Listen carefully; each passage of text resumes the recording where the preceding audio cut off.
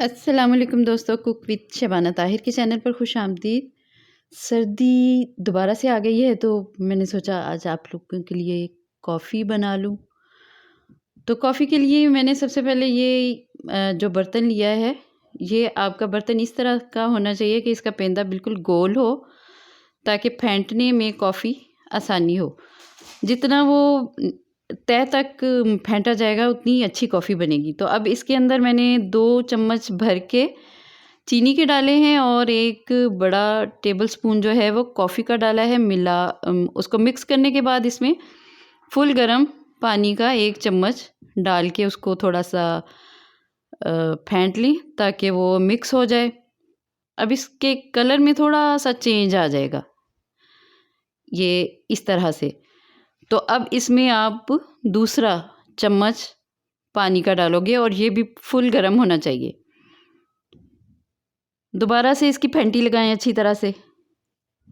इस तरह से फिर ये इसका कलर ये देखें और ज़्यादा चेंज हो गया, लाइट सा हो गया है और थोड़ा फ्लफ़ी भी हो गया है। अब इसमें आखिरी चम्मच जाएगा, तीसरा चम्मच फुल गरम पानी का, और इसको इतनी देर तक आपने फेंटना है कि ये क्रीमी सी शक्ल बन जाए।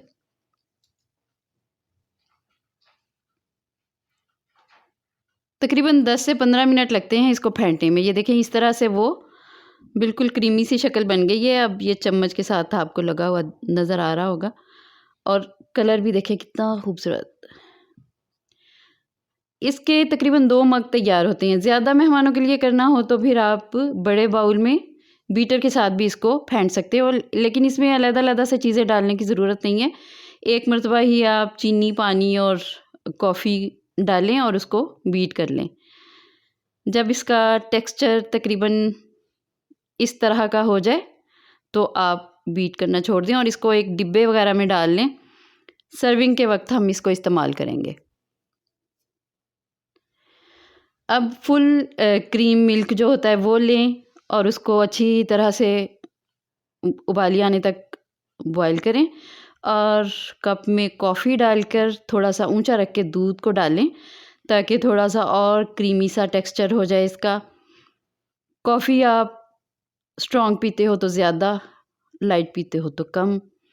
दूसरे कप में भी हम इसी तरह से कॉफ़ी डाल लेते हैं और उसको मिक्स कर लेते हैं। ये कॉफ़ी मग नहीं है, लेकिन आपको दिखाने के लिए मैंने ये इस्तेमाल किया है। एक में मैंने चॉकलेट पाउडर का इस्तेमाल किया है। अब नट्स के साथ आप इसको सर्व करें। बहुत ही मज़ेदार कॉफ़ी। चैनल पसंद आया तो सब्सक्राइब कीजिए, लाइक कीजिए, शेयर कीजिए और दुआ में याद रखिए। अल्लाह हाफ़िज़।